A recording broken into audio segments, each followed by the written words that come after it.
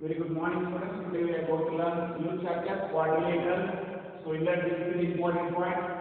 So first, what is the definition of the quadrilateral? It is a figure bounded by four line segments such that no three of them are parallel.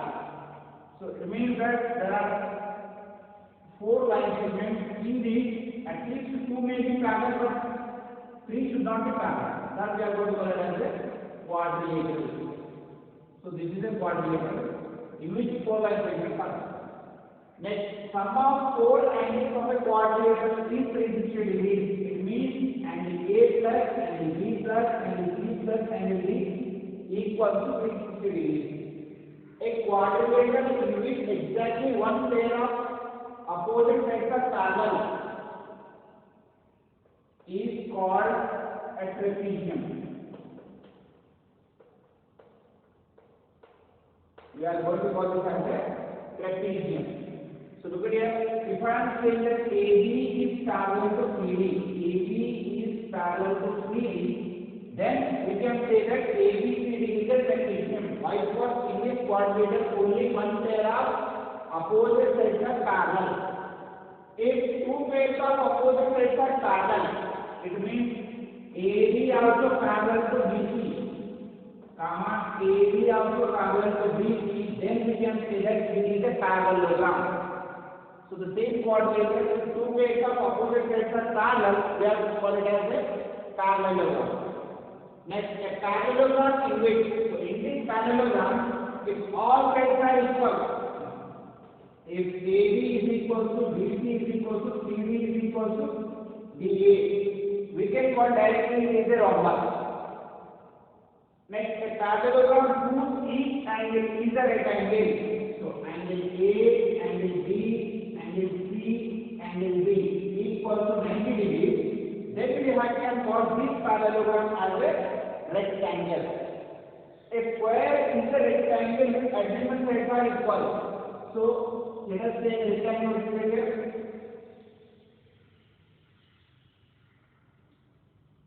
So, we know that having a parallelogram, each angle is 90 degrees. P, Q, R, S. So we know that angle P, angle Q, angle R, angle S, all are 90 degrees.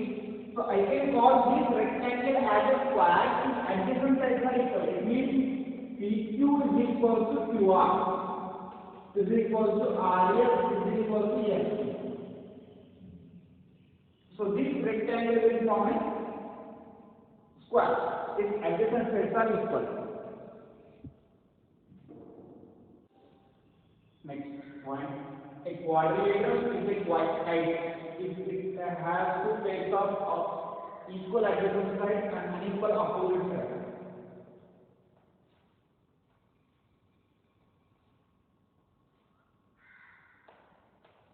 So these two adjacent sides are equal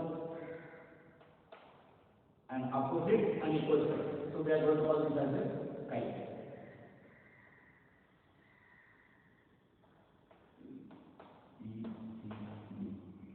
Next, the diagonals. So these are the properties of the parallelogram. The diagonals of the parallelogram divide it into two congruent triangles. For example, if this is a parallelogram, LMNO is a parallelogram. If it is a parallelogram, if we are drawing a diagonal, let me draw a diagonal here, joining of the opposite vertices. So if I join it divides the parallelogram into two triangles of two congruent triangles. It means that triangle LON is congruent to triangle LMN. Next point, the opposite angles of a parallelogram are equal.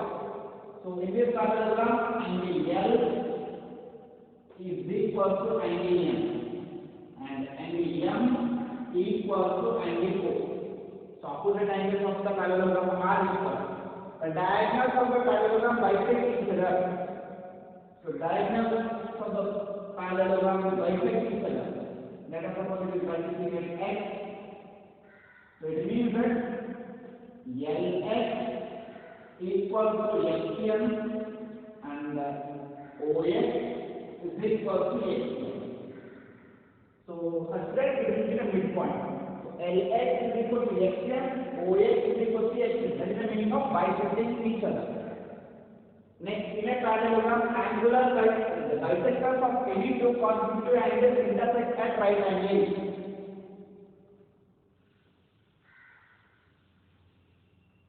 So in a parallelogram, you will see a parallelogram here.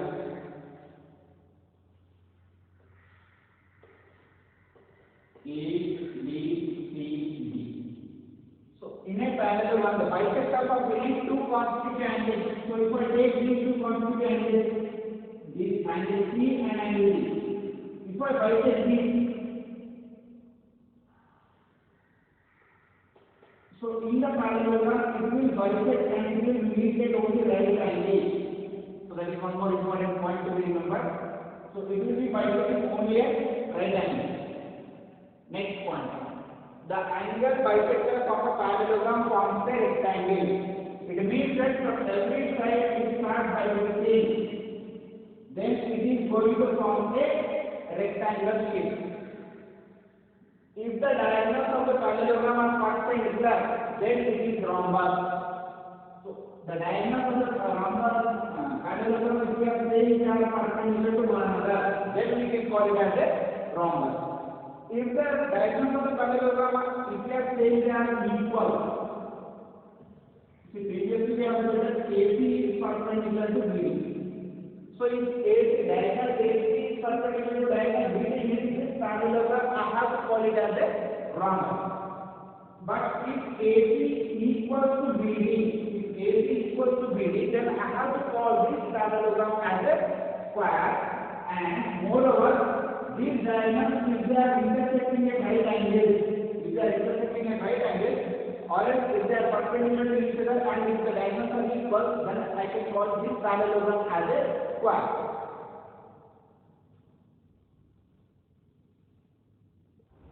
Next point, the line segment joining the midpoints of any two sides of a triangle is parallel to third side and half of it. So in a triangle, X, Y, Z. So the line segment joining the midpoints of any two sides. So let us suppose this is midpoint here is A, B. If we are joining the midpoints of any two sides, then according to the theorem it is parallel to the third side. That means AB is parallel to XZ, YZ. AB is parallel to YZ and AB will be half of YZ. So we have the proof of this theorem. Next, parallelograms on the same base and between the same parallel lines are equal in area.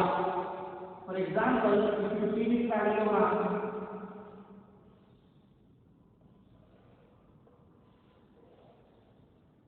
so A, B, C, D, E, F. So here A, B, C, D parallelogram and A, B, E, F. A, B, F, E. So here ABCD parallelogram and ABFE parallelogram are on the same base AB and with the same parallel line AB parallel to DF. Then we can say that area of ABCD equal to area of ABFE.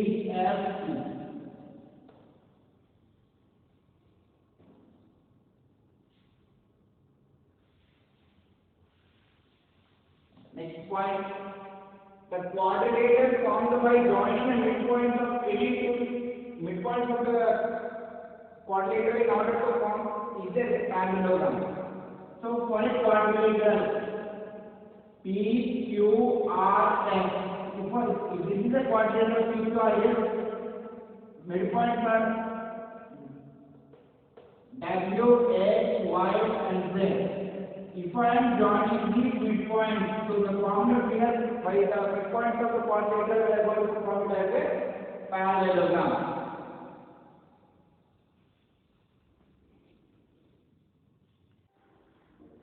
Let us start third question in the exercise.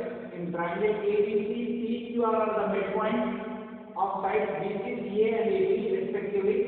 If AC is 21, so AC is 21, AQ will be 21 by 2, QC will be 21 by 2 of midpoint, and BC here it is 29 by 2, 29 by 2. AB will be 30 by 2, which is 50, 50. Now, according to the midpoint theorem, we need the perimeter of APRQ. So this small figure perimeter we require. Already we know AQ, we have to know what is QP, what is RP. So according to the midpoint theorem, we know that PQ is parallel to AB as well as PQ will be half of AB.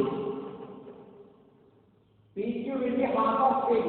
So from the total AB total is 30, half will be 15. So PQ is 50. Similarly, PR will be parallel to A. Like first it is the midpoint, this is our midpoint, it will be parallel, and PR will be half of AC. So since AC total is 21, so PR will be 21 by 2. Now we want the perimeter of it. Perimeter is summation of all the sides. So the sides are 21 by 2 plus 15 plus 21 by 2 plus 15 equals to 21 by 2 plus 21 by 2 is 21 only. 21 plus 30 which is 51. So option B is correct.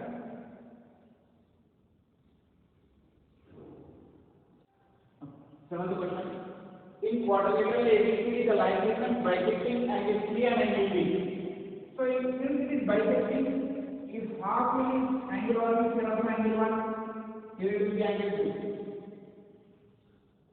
So at point E, then angle A plus angle B equals to this comparative angle CED. So first of all, we need to find out what is angle CED.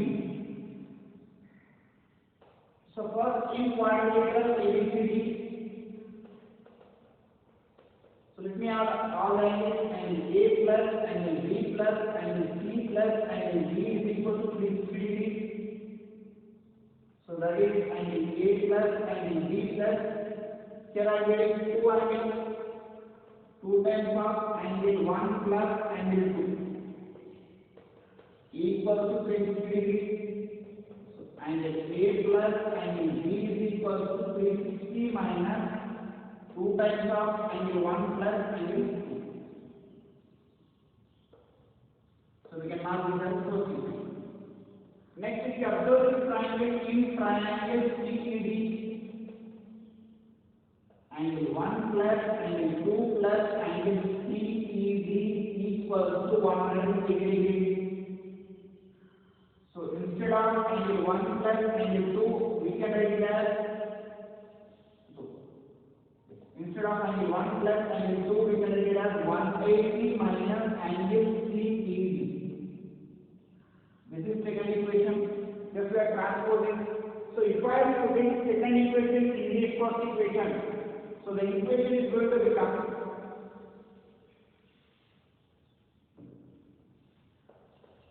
angle A plus angle B equals to 360 minus 2 times of 180 minus 2 into angle CED.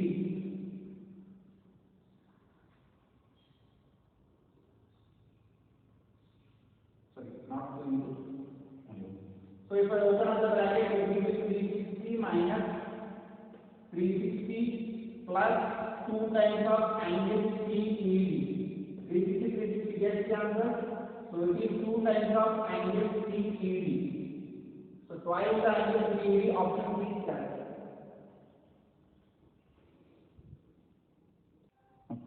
Next, let us see the 11th question. The quadrilateral formed by joining the midpoints of the sides of the quadrilateral PQRF taken in order is a rectangle case. So the quadrilateral formed by joining the midpoints of the quadrilateral PQRF It means that there is a quadrilateral PQRS. PQRS. So there is a quadrilateral PQRS. What is midpoint matrix? A, B, C, and D. If I am joining the midpoint of a quadrilateral, no doubt I am going to get ABCD is a parallelogram. No doubt I am going to get ABCD is a parallelogram. So the first thing is PQRS should be a rectangle. So directly, if I am joining the quadrilateral, formed by joining the midpoint from the side. So definitely from the point that you are learning ABCD will form a parallelogram. Or else we can know that AB is parallel to the, like we are drawing the diagonal. So we can know that AB is parallel to PR and AB will be half of equal to midpoint here. We can prove ABCD is a parallelogram. Now the question is, directly can we say PQRS is a rectangle? No, we cannot say. Why? Because we are saying that PQRS is a quadrilateral. So this, whatever the midpoint joining is there, he is saying that this midpoint joining directly, I want to call it as a rectangle. In order to call it as a rectangle, so definitely PQRS will not form a rectangle, PQRS will not form a parallelogram. Diagonals of the parallelogram are equal. If they are equal means, then it should form a square. But in the question is asking about a rectangle. So in order to form a rectangle, so the diagonals of a PQRS should be in a right angle. So option D will be correct.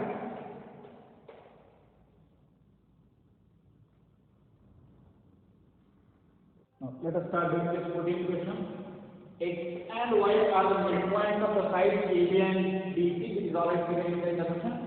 AY and DX are joined at X. AY and DX are joined and intersect at S. And CX and DY are joined and intersect at R. Then we need to prove that XX RY is what is. So now to prove that, first let us take this parallelogram. Not parallelogram, for letter AX, CY. So let us start doing the solution. Let us take AX to CY quadrilateral. If I take AX to CY quadrilateral, in this we can say that AX is parallel to CY. Why? Because AB is parallel to CD. If total AB is parallel to total CD, means this half will be parallel to this half and this half will be parallel to this half. So my interest is considering this AX is parallel to CY. I have taken that. Next, according to the midpoint theorem, we know that AX is the midpoint. So I can say that AX will be half of it. Similarly, CY will be half of CD. But we know that in a parallelogram, since it is a parallelogram, opposite sides are equal. So I can directly say AB equals to CD. If these two are equal, automatically this AX length and CY length both will be equal. AX is equal to CY. Now in quadrilateral,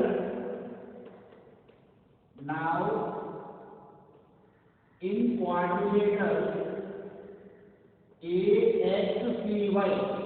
AX is parallel to CY as well as AX equals to CY. Then we can say that AX to CY is a parallelogram. Similarly, we can prove that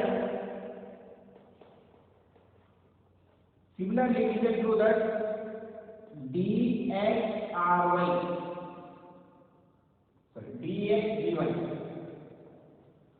is a parallelogram. Same concept we can apply. DXDY is also a parallelogram. Now, if we take this, now we want SXRY. So we are assuming for the quadrilateral in quadrilateral SXRY. In quadrilateral SXRY. So SX will be parallel to RY as well as SX will be equal to RY. Why we are saying SX is parallel to RY means SX is a part of DX. So since BX is parallel to BY, so SX will be parallel to Y. So that's what we are doing. So since in a quadrilateral one pair is parallel and equal, we can call that quadrilateral as a parallelogram. So option C is parallelogram.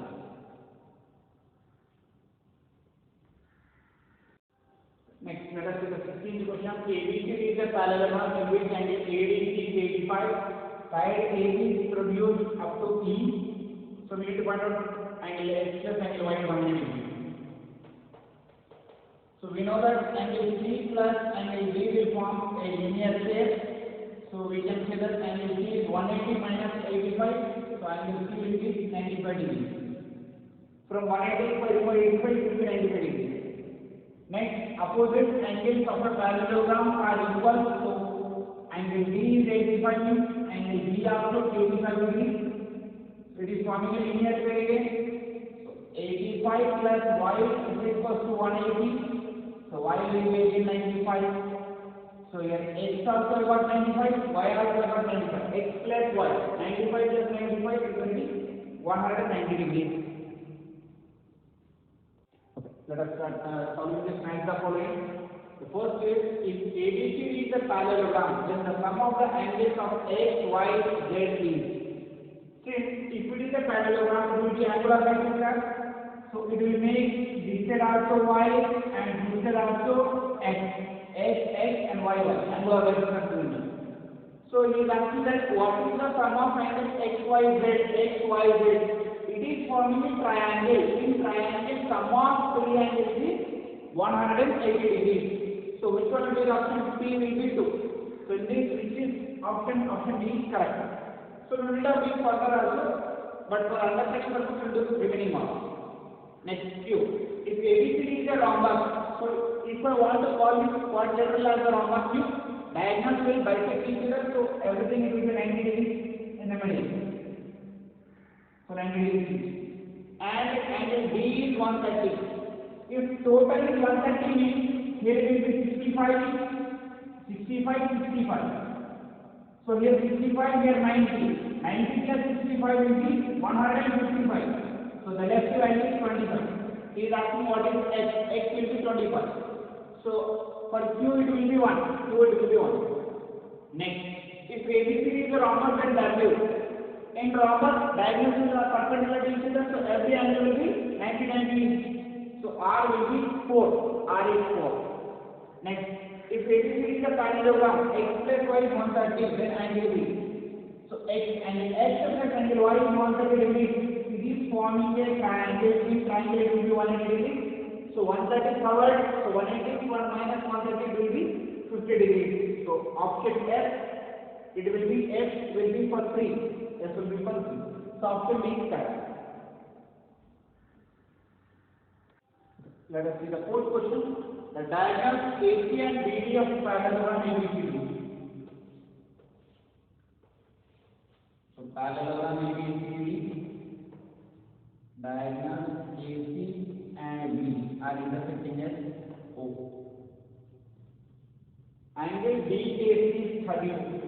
So DAC is 30. In a parallelogram, it will be angular diagonal, so it will be 32. So both opposite angles will be equal in a parallelogram, so it will be 32, it will be also 32.